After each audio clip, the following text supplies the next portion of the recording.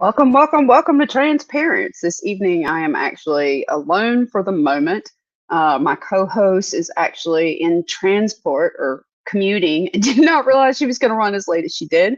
So you have me for right this second. So I just told her that was fine. She could come in when she got closer to home, right? Or actually when she gets home. So this evening, Jenni and I are going to talk about hate and hate crime. What the definitions are of that, how it affects the trans community, what the statistics are about it, and ways that we can change that. There are a number of resources that I have put in the comments section that you can go and look. I think there's like 8 different pieces that I pulled information from tonight for our show. So you can go there to get the resources that have all the other information. Jeffrey, welcome. Hey, thank you for joining us this evening. Hopefully, I'll be able to see everybody's comments, and I will respond to those that I can. And if I can't get to you during the show, I do go back after the show and we'll respond to all of them if you have questions. And if you have any further questions, you can reach out to me or to Jenni and ask us those as well. Oh, I think my co-host actually made it. Holy cow. I Woo! made it! Yay! Wow, that was fast. Like I was expecting you like 10 minutes in. Yeah, man. I hauled. I made it happen. How are you doing, Miss Amber? I am. It's a weekend. It's a weekend. It's another weekend of dog stuff. So it's just a weekend. Um, Headaches all around, but that's the way the cookie crumbles, right? And then that battle will end tomorrow. So, and yeah, just whew, getting through All it, right. getting through it. Yeah. That's the only way we can do it, right? Yeah. For anybody who doesn't know, last week we talked about the fact that my son, my trans son, had lost his dog last Friday. So that's just kind of been a shift of everybody getting used to that this week, specifically him. That was like the person that he slept with for the last like 12 years. So that was really different. Like he didn't even go to his bedroom for like the first couple of days. He slept on the couch. It was just like he didn't know how to adjust to that. And I told him when I lost, I had 2 rat terriers that always slept with me, and then when one passed, I had the other one. So again, it wasn't this horrific issue until they both passed, and then suddenly it was like, oh my gosh, I'm alone. Like what? What? So that was yeah, that's a shift. Getting used to it. So we're in the process. But yeah, so tonight I pretty much had said that we're doing hate and hate crime, and really hadn't even gotten into it. So the first thing that I will do is um, come in here and kind of define what hate crimes are. Um, and it's pretty much anything that discriminates against your religion, your sex, whether that be the way you express your sex, whether it be the way you identify, or who you're interested in. Like all of these things throughout time have been slowly added to protections, most places.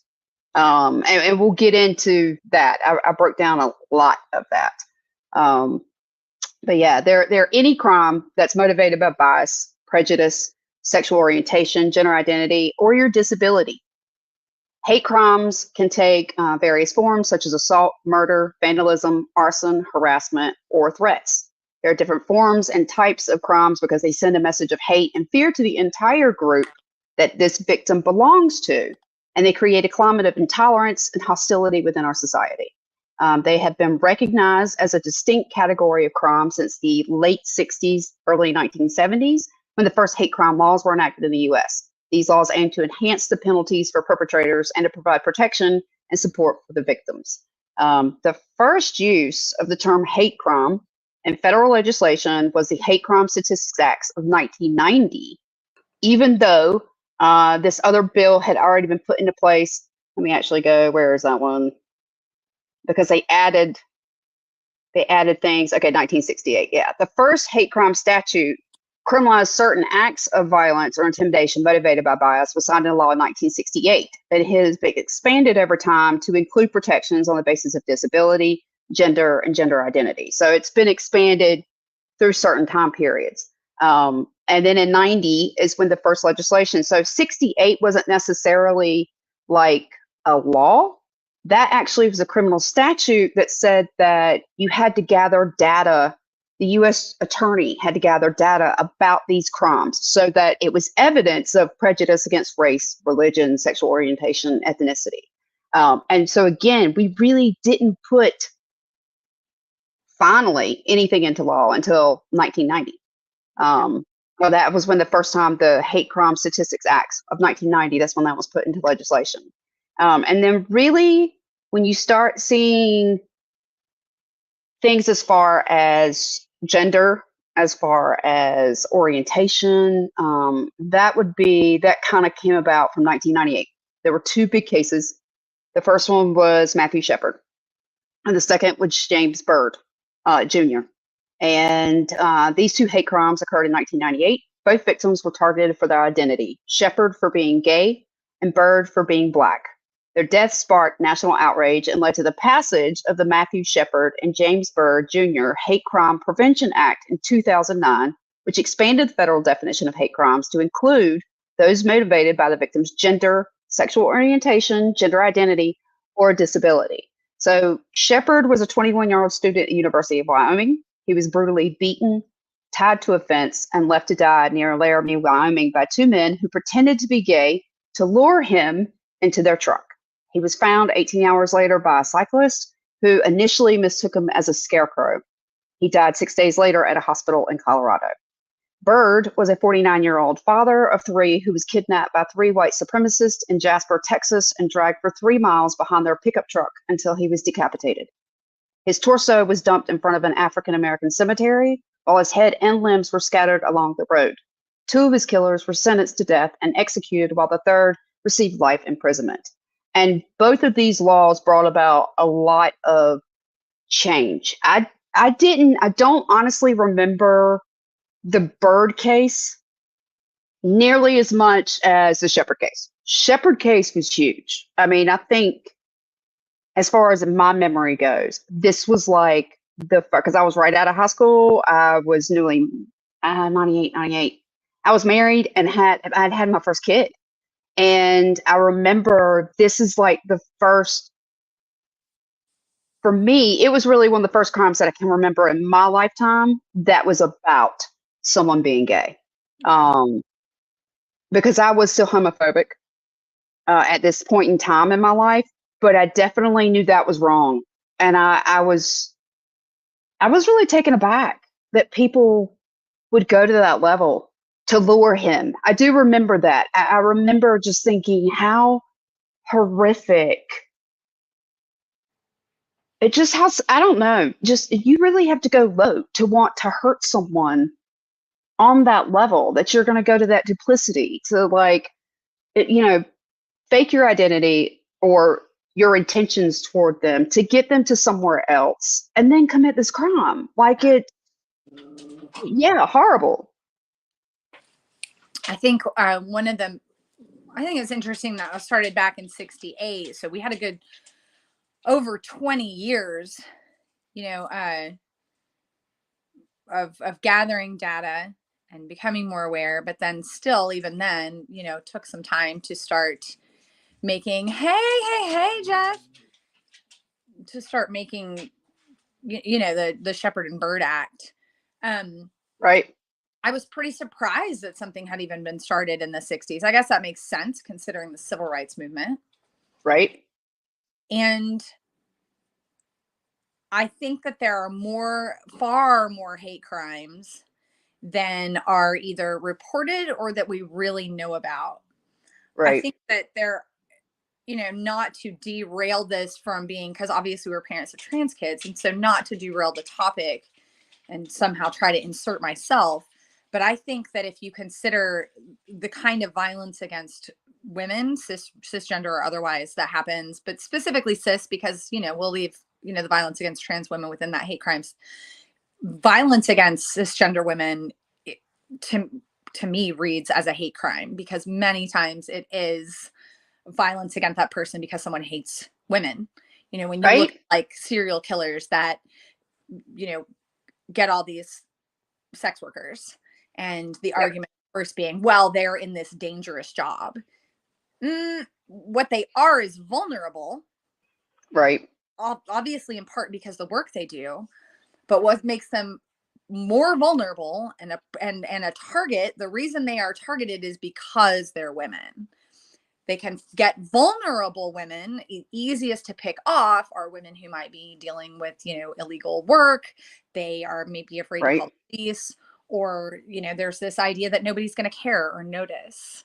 But it is targeted at women. And why isn't that in itself a hate crime? You don't ever hear that. You don't ever, even they say, well, it is genders included, but nobody brings up that serial killer that only targets women is targeting women. And that in 'Cause he itself hates them. crime. Right. I mean, like, honestly, there, I mean, a lot of the assaults, rapes, like, if we really dug deep, I think you could put a lot more things into hate crime. But yeah, I do agree. Like, and I do see why this specific group gets more, and we'll actually, I'll break that down further. For sure. Byron, hello. We all need to speak up. Silence equals complicity. Yes, yes. At this point, it does. And even then, it did, which was the reason why we made it. And that was 1998. And this act got passed because of them. So they both were murdered in 1998. And this act didn't get passed until 2009. Wow. A damn decade. A decade. But you got to think about where we were on gay rights, because 1998, no. And by 2009, we were beginning to get closer and closer to starting to codify some of those rights into place. Right. And some states were, obviously we've got this across the board, no matter what it is, no matter what the legislation is. You've got different states that are at different levels of whether they're for it or they're against it, and how far they'll protect it or support it, right. Or not support it, unfortunately. Let's see. So with the Matthew Shepard and James Byrd Hate Crimes Prevention Act of 2009, that actually granted authority to the federal investigators into hate crimes to provide more funding for state and local investigations also into hate crimes.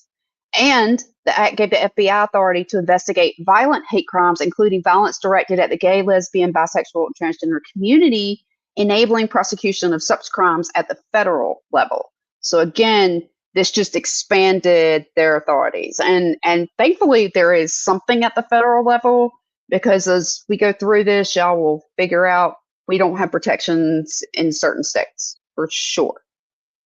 So hate crime stats and impact on the transgender community. According to the FBI, hate crimes based on gender identity increased by over 32% from 2021 to 2022. And they accounted for 4% of all hate crimes reported. However, these numbers are likely underestimated, as many hate crimes go unreported or misclassified due to lack of trust in law enforcement, the fear of retaliation, or the ignorance of the legal system. Moreover, many trans and gender nonconforming people face everyday violence and discrimination that may not qualify as hate crimes, but still affects their quality of life and their human rights. Yeah, that kind of goes back to what you were talking about, Jenny, about, just the underestimating and not reporting, and it being underreported. Because again, if you don't trust, and we haven't gotten there yet, but when we get to, who the most targeted are, you'll figure out why they distrust law enforcement. If you look at the case of Brandon Tina, and this is another one that there's a big film made about. Boys Don't Cry. Film. I think it was Jennifer Garner, wasn't it, who played? Yes, I think so. This individual went to the police. This was a no, that's Hilary Swank. Sorry, I think it's Hilary Swank. Thank you. Yeah, it was in my head. Hilary Swank plays I'm going to say transgender male who initially, I'm not going to dead name them, who initially did go to the police when a crime against him was committed. He was violently sexually assaulted, and the police made it much, much, much worse for him. It became very much well, don't you know what you are? This is kind of what you get for being this way. You try to fool people by coming across as a man when you're not, which really doesn't make any sense because who he was pursuing romantically was a cisgender woman. So there was no, even if you were upset about that as a cisgender woman, your retaliation or your, your action to show your displeasure generally wouldn't be to RAPE them. Right. So this was definitely just targeted to harm him in a physical and psychological way, to kind of, I've heard this sentiment before, so I'm going to repeat it, to kind of put him in his place and remind him who he is, Yes. which is really Oh, terrible. yes. And he was subsequently taken out after he'd been to the police, after he'd reported this violent sexual assault against him. Why would you trust anyone when the people that you go to don't understand, don't, think of you as something else? And that something else, especially, I'll go back to, they are already, now they're perceiving you as a woman, and you're already less because you're a woman. So Yep. now you're Yep. doubly less for being, yeah. So it just kind of follows, it just rolls downhill. Right. Right. So most of the victims of hate crimes based on gender identity are actually people of color, particularly Black transgender women who face multiple layers of oppression and marginalization due to their race, gender, and sexuality. According to the Human Rights Campaign, and at least 44 trans or gender nonconforming people were killed in 2022, the majority of whom were Black transgender women. These deaths are not only the result of individual acts of hate, but also of systemic factors such as poverty, homelessness, employment, lack of access to healthcare, and criminalization. And some, like, I can find certain numbers for 2022 and 2023 because it depends on where your cutoff and cutoffs are, right? Gotcha. So that one I couldn't actually find one for 2023. But I do have a lot more stats that go into that. But we know this. I mean, we talked about this before, that we knew that our sons, quite frankly, were the least targeted as white trans males. Black trans women are the most. I would say, it didn't break down the stats as far as other ethnicities, because I do know that there's quite a bit of, I just know that there's a lot that go missing as far as within the indigenous, that because they're indigenous, it's like they're not reported either. Right. They don't exist. I mean, they just don't exist in the system. Because everything most of the time they want to handle something because of their belief structures. They want to handle it within reservation. And if you've got a reservation that is very not cut off, that people are passing through all the time, it's very hard to get, I think, really, for them to be able to follow through on that, to be able to chase down that crime. So yeah, that is, according to the stats for the US, 54% of LGBT people or the population lives in states that have hate crime laws covering sexual orientation and gender identity. 23% live in states that cover just your sexual orientation. 2% live in states which explicitly interpret existing hate crime laws to include their sexual orientation and or gender identity. 17% live in states with laws that do not cover sexual orientation or gender identity. 4% live in states with no hate crime laws. And we will actually get into those in a second. This is worldwide. This was from Forbes. 320 trans and gender diverse people were killed in 2023. That tracks reported, and these are murders that are reported in the media, and this goes from October 1st of 2022 to September 30 of 2023. The vast majority of these killed, 94%, were trans women or trans feminine. Most were Black. 80% of those were of trans people affected by racism, and that increased from 15% from the previous year. Many of the victims were young. The age group with the most is from 19 to 25 years old. Overall, those between 19 and 40 years old make up 3/4 of those reported killed. That's 77%. Almost 3/4 of those tracked happened in Latin America and the Caribbean, with the epicenter of the problem being in Brazil, where nearly 1/3, 31% of these murders have occurred. This year, the number of deaths is down from 2021's peak of 375 murders. However, the report author says this analysis of the data continues to indicate concerning trends, particularly acute when trans people live and are attacked because of the intersection of misogyny, racism, xenophobia, and horophobia, which is working within those being a sex worker. Like that's in the Latin American countries, that is a larger impact of the population that is they work within the sex trade. And so that becomes, it's again, it's that you deserve it. Right. Right. Yeah. And half of the victims, and this is, so again, we're talking about hate. So these aren't just crimes where people want them dead. So worldwide, 46% of the victims were shot, but also beaten, stabbed, and burned afterwards. Right. Because you are not to exist. It is to wipe them out. It's much more personal. It is a very impersonal thing to shoot someone from across the room, walk away, go do whatever you're going to do. Things that require up close. Yes. Contact, things like strangulation, things like, doing something awful to the individual body afterwards. Those, you have to be up close for that, whether that's burning, dismembering, right, whatever it is, you're very up close for that. There's something much more personal.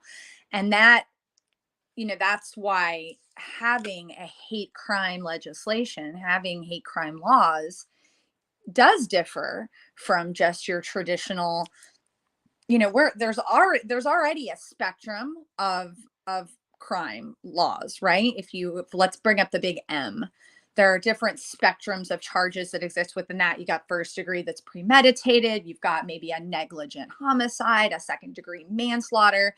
You were involved in something that you could have reasonably known would kill a person. You were very reckless. Right. They all have these degrees, and then you have varying prison sentences that go with those. And the idea is to try to be like, hey, we recognize that this is more heinous than this. You drove drunk and you killed someone and it was negligent and it was horrible, but definitely different than you plotted, planned, sought out, destroyed, and did really horrific things. You don't have, so right. Degrees are important, and we recognize that in the criminal justice system. So to say that hate crime shouldn't be any different than any other kind of crime because a crime is a crime, but that doesn't make sense. We already don't do that. We already decide that some things are just worse. They're just worse for the community. They're worse for the general public. They're worse for what we're trying to achieve, hopefully, as an advanced, peaceful, civilized society. I think that's why those laws are so important. Yeah, I was, yeah, we'll get into that because I'm kind of disappointed in some ways. Okay, so states, so this is the breakdown for the US. States with laws that enumerate your sexual orientation and gender identity. There are 22 states, 2 territories, and DC. So DC, US Virgin Islands, Puerto Rico, Washington, Oregon, California, Nevada, Utah, Colorado, New Mexico, Minnesota, Missouri, Illinois, Georgia, Virginia, New York, New Hampshire, Vermont, Massachusetts, Maine, Connecticut, New Jersey, Delaware, Maryland, and Hawaii. States with laws that only protect sexual orientation. Now that's 11 states. That's Arizona, Texas, Nebraska, Kansas, Iowa, Wisconsin, Tennessee, Kentucky, Florida, Louisiana, and Rhode Island. Rhode Island's data collection law includes both sexual orientation and gender identity, but its actual hate crime statute includes only sexual orientation. Okay. And then Tennessee's state law explicitly enumerates sexual orientation, but not gender identity. However, the law does enumerate gender, and the state attorney general affirms that this means transgender people are also protected. Now, I will also say, okay, so that's why we have the current state attorney general, because if the next one comes in, is that going to be upheld? Right. Especially in Tennessee? I mean, So both Arkansas and Indiana have laws that are sometimes mischaracterized as hate crime laws. However, the laws in these two states are written so broadly that it could be applied to virtually any circumstance, which is at odds with both the structure and purpose of a hate crime law. So that's why they're a little hesitant on that, and pretty much telling you, if you're of those states, be careful. And then states with hate crime laws that do not cover sexual orientation or gender identity. There are 13 of these. Alaska, Idaho, Montana, North Dakota, South Dakota, Oklahoma, Mississippi, Alabama, North Carolina, Ohio, Michigan, Pennsylvania, and West Virginia. And then our great states. These are the top ones, guys. No hate crime laws at all. 4 states, 3 territories. Wyoming, Arkansas, who could have imagined? South Carolina, Indiana, American Samoa, Commonwealth of the Northern Mariana Islands, and Guam. Hold on. Did you just say Wyoming? Where Matthew has no hate crime. Was Wyoming. Yep. But they have no hate crime law.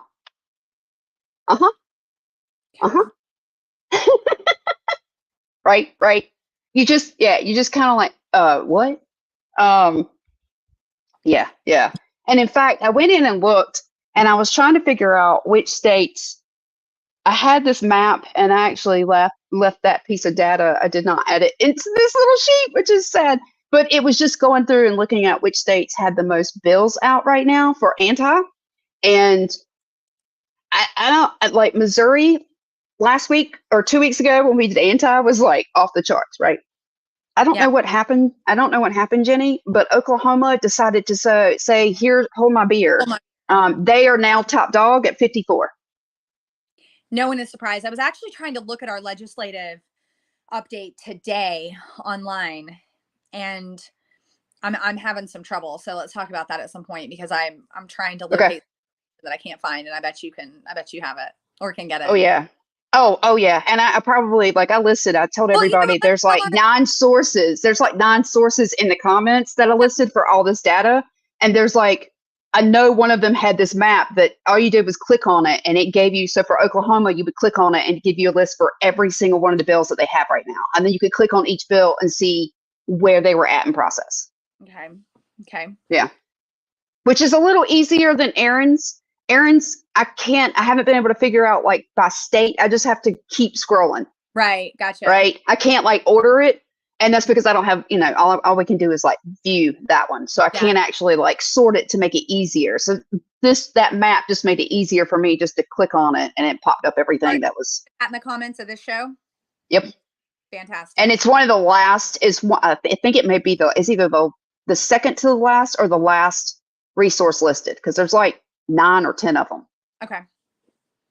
But and if you can't find it, let me know. But it's one of the last 2, because I found it honestly right before. I'm really surprised I didn't slip it in here. I wrote it down and then was going to go back and put it in my sheet and didn't. Oops. So the last category I had was hate crime prevention and response. And there are several ways. Reporting hate crimes to law enforcement and community organizations to show support for victims and help collect accurate data. So reporting hate crimes can also help bring justice and accountability to perpetrators and deter future crimes. However, reporting those can pose risk and challenges for the victims, such as re-victimization, trauma, and exposure. Because again, depending on what your local law enforcement department feels toward the trans community, toward these particular laws, if you have those laws in your state, if you don't, I can imagine your law enforcement is going to be much less likely to help you. Unfortunately, I don't. If you have if you're in one of those states that the no hate crime, or that it just doesn't even mention, like here in North Carolina, we don't have one for sexual orientation or gender identity, which you don't either. So I was like, oh look, we're the same, yay! Twinsies. Not really, but although where you're 54, I have 6. Because we passed a whole bunch last year. So, you're just catching up, Yay! You're number one in absolutely nothing right? except teen pregnancy and incarceration of women. Right, right. Um, 48 uh, baby, is that a coincidence? I don't think so. nope, nope. 40, I'm a Um, 48. right. Get me started on what a direct correlation there is between poor educational outcomes and ignorance, hate, prison, poverty. Wow, it's intense. It's all of those things. I mean, because if you don't, you're almost guaranteed to be stuck in the lowest socioeconomic status. Like you're just not going to be able to get above that. One, you're stupid. I mean, I'm just going to call it what it is. Uneducated people are ignorant. I know that I recognize that that's not the same thing as being stupid. Ignorance is curable. I'm not sure about stupidity. I think stupidity is more of a concept, but you are just stupid if you're uneducated. And Right. you don't have to be college you don't have to have a degree to be educated. But the other fact is that this idea that you can go out and be educated on street smarts is just ridiculous. It's a dumbest thing. Right. Huge red flag anytime. Remember when Facebook first came out and everybody was like, went to the school of hard knocks. I'm like, you're an idiot. You're an idiot. I'm glad for you that you know what to do. If somebody tries to sell you crack cocaine and it's actually methamphetamine, congratulations. It's awesome that you know to ask for your lawyer right away when you get pulled over by the police, but you don't understand how to critically think. You don't understand how to discern fact from fiction. You don't know how to look at a news article and go, this is garbage. This is propaganda. We don't know how to Right. do things anymore in this society.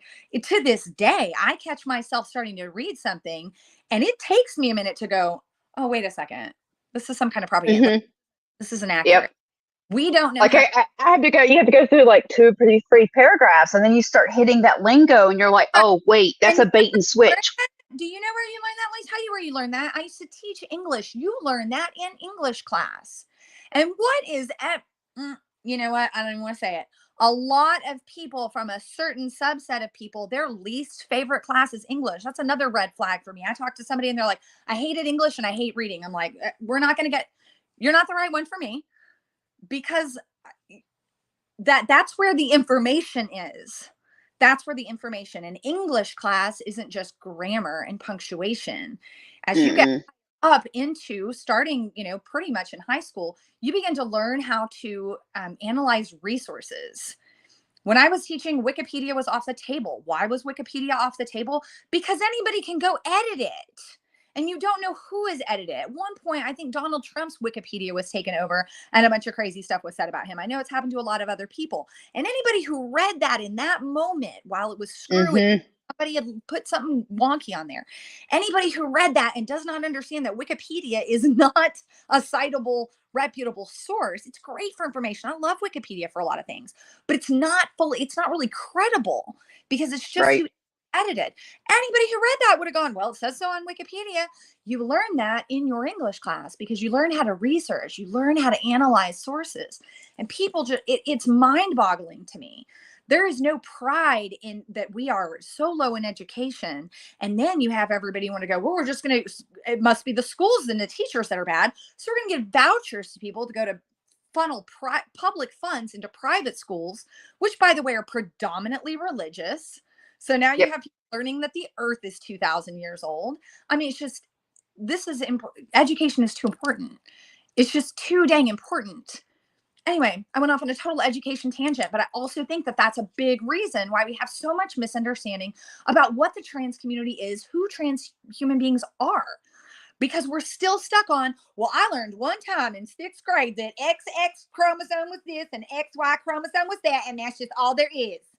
And that's just it. And you don't learn that there are variants in nature. You don't go on. You're not paying attention in science class. Anyway, that's my rant today. No, I mean, it's the truth. And this is hate and hate crimes. And when you are trying to determine what is truth, what is fact, being able to discern whether something is laced with hatred and vitriol, if you've not been taught how to be able to see it, you're not.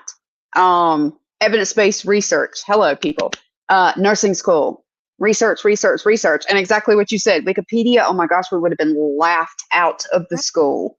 It is a great place to like, this is what I used to tell my kids. Wikipedia If you don't know where to start, that's a great place to start. Because if you go start there, at the very bottom is going to be a list of resources. Right. Start digging through those resources and see what is actual evidence-based research for what you're looking for. BS resources. So you can have embedded in there a link to a resource that says trans people are all mentally ill. And you go, well, there it is. They cited their source. Right. Well, what is the source? Where did the source come from? Who is that? Right. Is it accepted by the greater scientific, medical, and other peer-reviewed and, fact-checked community? Opinion. Or is it opinion? Which is a lot of what happens. Who said one thing? Let's all remember the autism vaccine scare of some idiot whose research was later fully debunked, and you still have people today that will not vaccinate their children because they're afraid it causes autism. Yep. Debunked a million times over. It's been debunked for 20-something years. And there are still people that won't vaccinate their kids because they're afraid it's going to give them autism. Kid was one of the kids in that research. Once misinformation gets out there and once it gets accepted, it is so difficult to walk back. It is. I think they asked, they came to us because my son had been diagnosed, and this was at like a blooming point where there were a lot of kids that were getting hit or developing and reaching this same kind of thing. And you had that question, it had already been brought forward, and I can't remember if it had been like the year before or 2 years prior to when this happened, when my son was diagnosed at like 21 months. And then the next year, my daughter, my youngest, was diagnosed at 21 months. And because we had 2 kids, they were like, we'd like to do some research with the kids, if you don't mind. Nothing like, we didn't have to pay for anything. And it was really just going in and looking at cognitive tests and so forth and their development and following them as we took them through services and so forth, as they were doing all this research. And again, it came down to no, that wasn't it.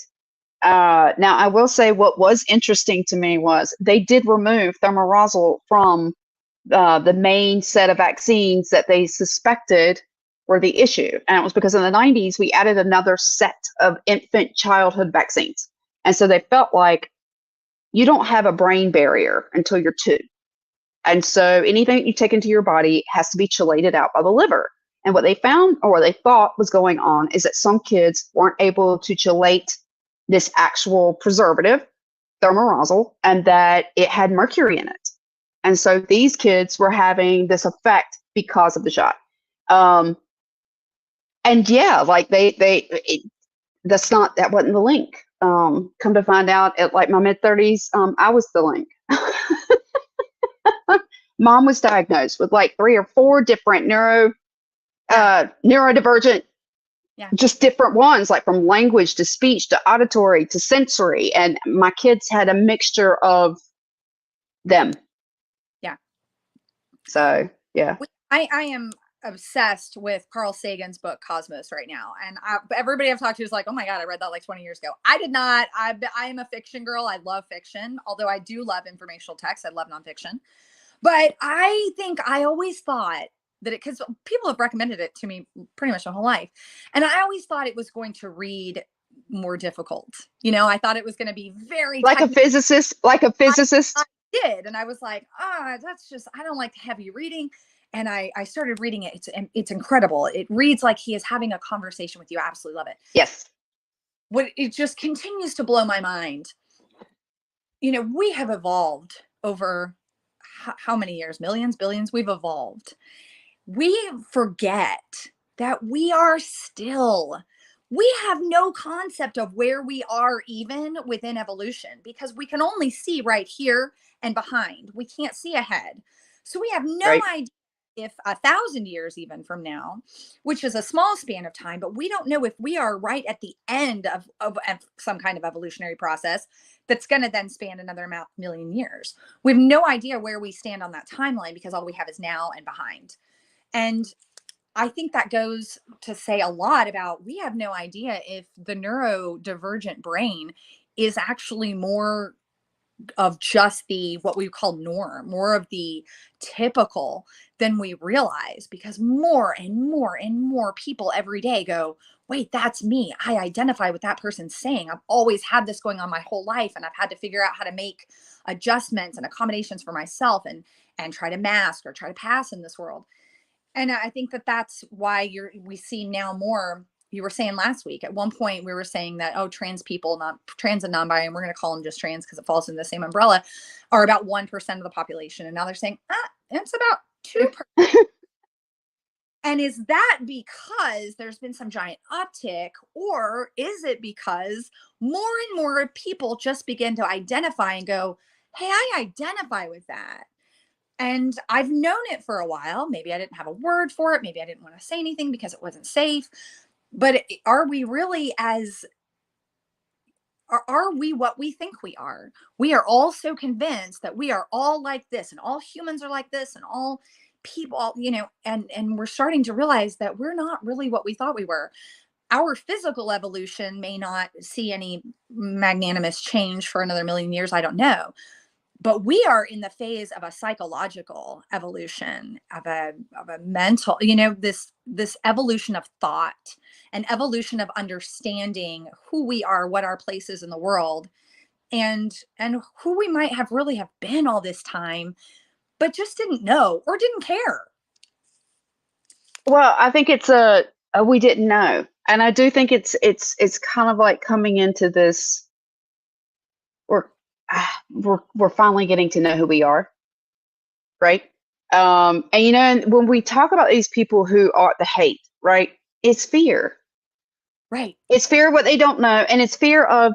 It's very easy to say everybody is male and female, right? It's very easy to say, that doesn't exist. I don't understand it, so therefore it doesn't exist. It's easier to do that for some people than it is to go educate, right? Like they want to be stuck in that.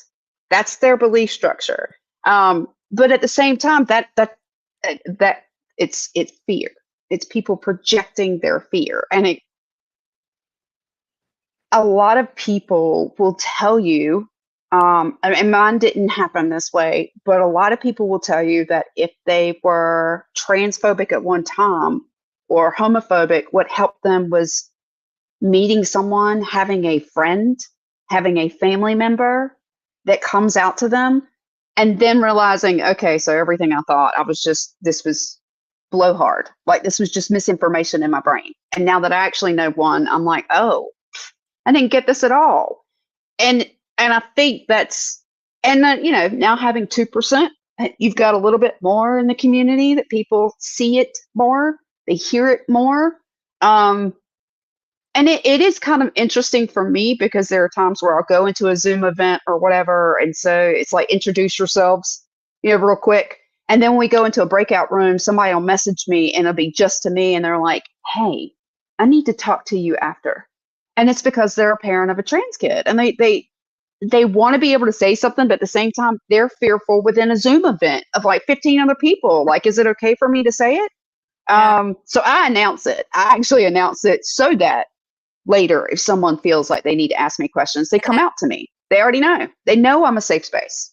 Yeah. That and as far as like teaching people how to respond to hate, or not respond to it, but how do we break apart hate? That's how we do it. We break down, what are you scared of? Because that tends to be what hate is. Hate tends to be this fear of something else, or fear of your lack thereof of themselves.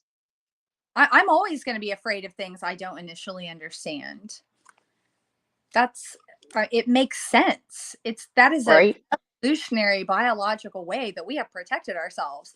That's unfamiliar. I don't know what that is. Therefore, it could very well be a danger to me. And that goes back to, my point of being educated. Otherwise, you're just fearful of something that's actually very benign. Right? Very, very. And I was okay, so we pretty much covered that first one, which is reporting it to law enforcement. And again, that can be a problem. And so this is kind of what we were just talking about: educating the public, raising awareness about the realities and challenges faced by trans and gender nonconforming people, and challenging the stereotypes, challenging the myths that fuel hate and violence. So again, kind of what I say when I'm in Mama Bear, like people coming in to hear the information, like when they go out, when they go into the office, when they go into, meet their friends for the bar on Friday night or whatever it is, when you start to hear someone say something that's misinformation, you can go, no, wait, hold on. That's actually not the truth of it. Let me tell you, here's some facts. And by having those, and it's not done in an attacking way, it's done as, Bud, I'm your friend and you're kind of making a fool of yourself, and let me help you here. You're offering that out of kindness, again, to educate. I need to get better. My immediate reaction is to be like, what just came out of your stupid mouth? I mean,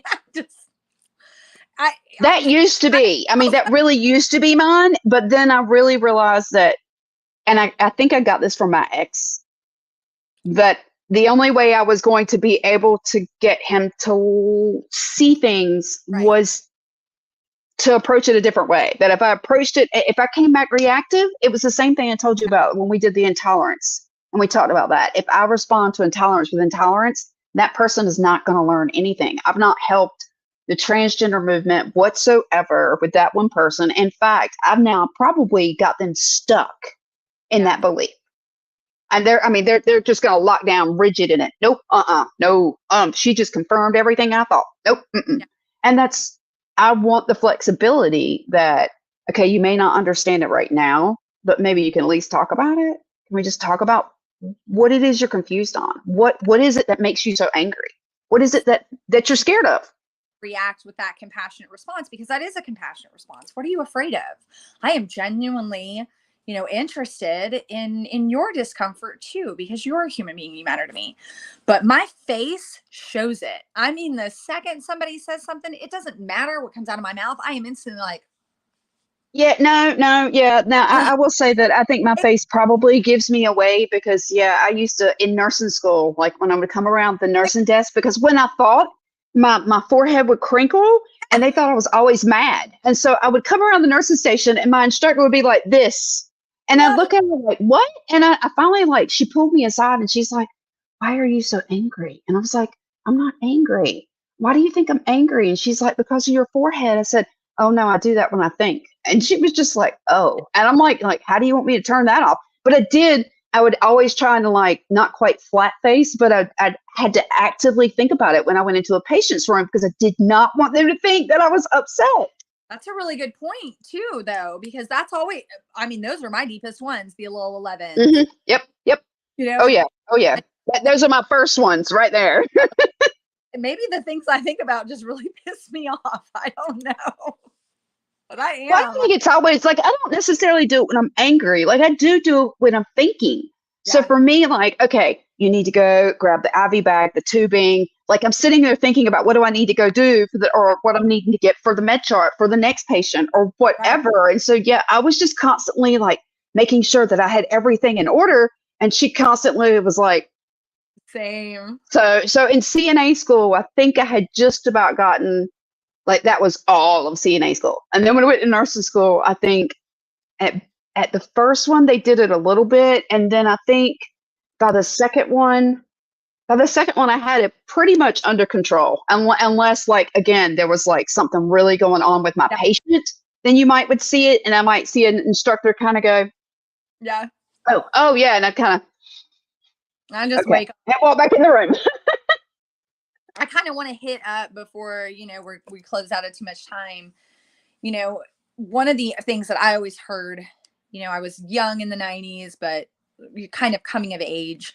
And when the whole idea of hate crimes kind of came up, I remember hearing about it and hearing, especially people from my family argue that whole concept of, well, why does it have to be a hate crime? Why can't, murder is just murder, or this is just this? I think the importance in that lies in being able to track it, being able to get data on that, because it becomes its own issue. I also don't want to leave out some religious and other nationalities that have been especially targeted in our country. the last several years. We've had Asian hate when COVID-19 happened, which was exceptionally despicable. That was bizarre. Obviously, we've had a lot of Islamophobia ever since, what was it, 2001? I mean, I myself got drawn into that at one point when it first I did happened. too. I did too after 9/11. I was military. Like I was a military wife. Like, and yet that's just what you hear, and it's in your ear, and you go, well, that makes sense to me, because you don't know any different. You don't know that, you nope. know. And thankfully the information's out there. We can know different. But then you have so we talk about that. Oh, the Jewish synagogues that have been Yes.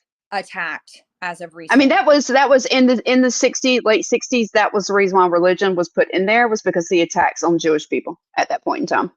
So we definitely don't want to ever leave those out. Obviously, we are trans focused on this show, but you know, the importance of those hate crimes is obviously to collect data. It's also important because it helps us to create better policies to protect. If we know, hey, this Black Lives Matter, man. Right. Yes, theoretically, all lives should matter. But if we see that a group is especially having a hard time of it and are not being treated Yes. like that, then we can try to set up, enact policies that prevent, and also resources to help for when those things do happen. Yes. None of those things happen if we're not aware, if we're not Right. making a targeted effort to examine it. And that, I mean, that's the big point. That was actually the last one: supporting and advocating for policies and legislation that protect. Exactly what you just said. But yes, I mean, and like we said, like there have been so many other groups that hate was already. We created laws for hate crime because these groups were being attacked. Race. I mean, the civil rights. We know. I'm in the South. I'm in North Carolina, and I'm actually in a county that we didn't take the last KKK sign that welcomed you into the county off the major highway until the 80s, the 1980s. Wow.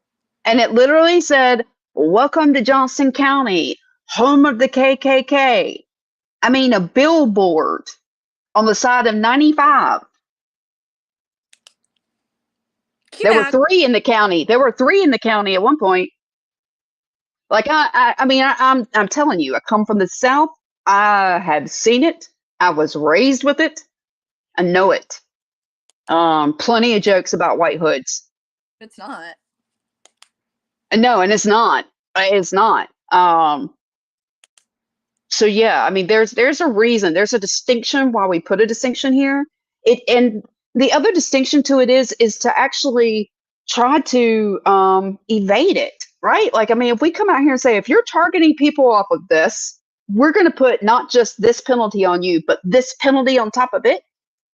That's kind of why, I don't know if y'all noticed, George Floyd's police officers, they didn't just go in after and have crimes. They actually went after hate crimes on top of it, because they're trying to stop law enforcement. Yes. From their abuse. Targeting, which they do. Yep. Unarmed Black men. Yep. A lot. Nobody would be upset if that wasn't a thing, but it is. So people are upset. Right. And so that's the reason why we create laws. And we create laws so that is to create penalties. So hopefully it will keep you from doing it. And then if, at least if 5 people do it, maybe it prevents 15 more from doing it because they saw what happened to those 5. And it's the same reason why we created the laws in the first place. Right. To kind of say that, as a society, this is what we're going to do, to all take care of one another, to do our part, right? Like, I'm not going to murder you. I'm not going to stab you. I'm not going to shoot you. I'm not going to lie to you. I'm not going to steal from you. Like, these are just, I'm not going to hate you. And, you can't police hate. I can't do anything about what is in somebody's heart and mind. No. I can make little impacts. You talk about tiny ripples all the time. Those are absolutely possible. But right. at the end of the day, there's not too much I can do about what really goes on in someone's heart and mind. And right. But the follow-up to that isn't, and therefore, whatever the follow-up is, but we can do things to attempt to manage behavior. We Right. can attempt to control, I can't control whether or not an adult is, sexually interested in Right. my children. I can't do anything about that. I don't know what the psychology of that is. However, we're going to do everything we can, to keep that behavior from either manifesting or for it falling onto someone. And then if it does, Right. that person, because now no children are safe. Right. And it has to be the same way. As long as those people are around, then no synagogue is safe. No nightclub, no gay club, no church, no, whatever it is. Parade. An entire population of people aren't safe. It's not random. It's also not because of some personal issue between two people. It's targeted towards an entire community. And that's too broad. It's the implications there are too broad and too disturbing. Way too disturbing. Disturbing is the key word, I think, unfortunately, nowadays when it comes to a lot of the crimes that we're talking about, a lot of the policies, the legislation. And we do, like, every time we do talk about it, though, and you talk about it with your friends, you talk about it with your family members, you are, in a way, you're educating people. Yeah. Right? You're giving a little bit more education. And when we're talking about, and we're talking about it, we're talking about the policies. If you check out my page, you're going to see lots of talk about it, about the pro, about the anti, because I want people to be informed. I want you to know what the laws that are being put out there are. Yeah. What the real intentions are behind those laws. Because there are a lot of people out there who don't, who with their fear are going, oh, look, my politicians are trying to protect me. And these laws aren't about protecting anyone. They aren't. These laws, quite frankly, to me, they're hate crimes.